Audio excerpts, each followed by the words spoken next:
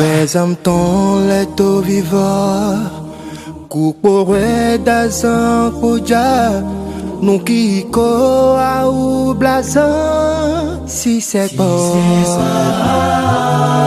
Manado ni me bako. Ma Bible au quotidien, le verset du jour.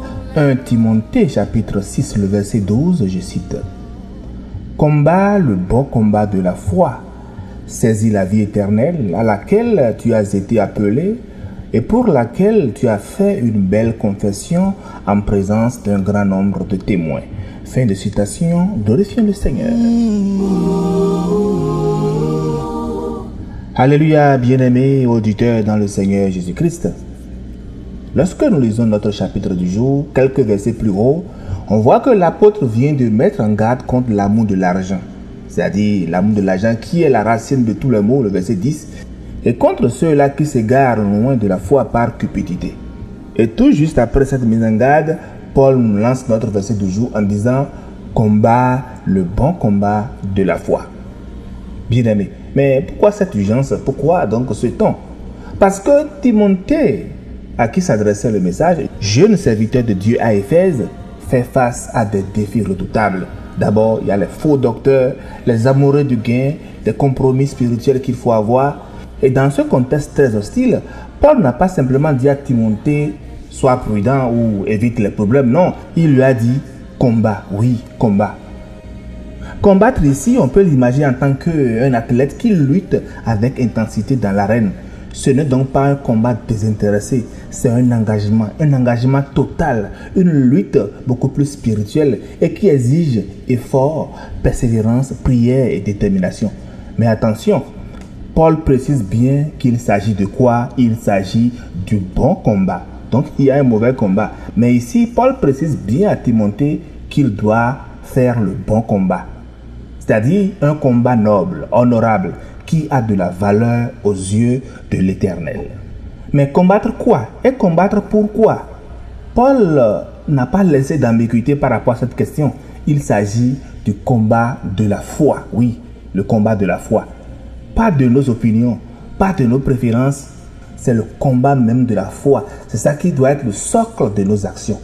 Pas de nos réputations, mais c'est beaucoup plus le combat de la foi. Cette confiance-là que nous avons en notre Seigneur Jésus-Christ et nous confessons qu'il est notre véritable Seigneur. Notre adhésion ferme à la vérité qu'il nous a révélée au travers de l'Évangile. Voilà le combat que l'Éternel nous demande aujourd'hui. Et Paul rappelle à la suite du verset à Timothée que tu as été appelé à cette vie éternelle. Ce n'est donc pas toi, Timothée, quand Paul s'adressait, ce n'est donc pas toi qui l'as choisi par tes mérites. Cette vie-là, c'est Dieu qui t'a appelé par grâce. Mais maintenant, tu es appelé, saisis-la activement, saisis cette vie-là. Ne laisse donc pas glisser entre tes doigts par négligence, par compromis ou par lâcheté. Et Paul ajoute quelque chose encore très capital, pour laquelle tu as fait une belle confession en présence d'un grand nombre de témoins. Et cette confession-là, vous savez, ça devrait être normalement le baptême, parce que c'est là que nous confessons Jésus et nous faisons donc notre vœu devant tout le monde. Bien-aimés, dans Jean 10, le verset 28, notre bon berger Jésus déclare « Je leur donne la vie éternelle et elles ne périront jamais, et personne ne les ravira de ma main. » Donc la vie éternelle dont il s'agit, c'est un don gratuit de Christ. Mais ce don-là doit être saisi par la foi, par notre confession, et gardé jalousement face aux assauts de l'ennemi qui rôde tout le temps autour de nous. Et vous savez, Paul lui-même l'a dit, j'ai combattu le bon combat, j'ai achevé la course, j'ai gardé la foi. Bien-aimés, c'est ce à quoi nous sommes appelés aujourd'hui. Et nous devons véritablement, dans notre monde aujourd'hui qui est attaqué par toutes parts, nous devons veiller à combattre le bon combat, à rester dans l'évangile et refléter véritablement ce que Christ veut de nous.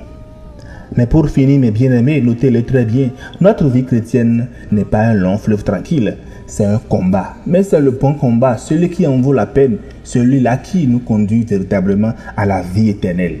Donc, je nous souhaite tous beaucoup de courage. Christ a déjà remporté la victoire sur la croix. À nous autres maintenant de marcher dans cette victoire-là avec notre foi et notre persévérance. Bonne méditation et agréable journée à toutes et à tous dans la grâce de notre Seigneur Jésus-Christ. Alléluia, Jésus. To flen lo, Jésus Yahweh, to flen lo, to flen lo, to flen lo, to flen lo, Jésus Yahweh.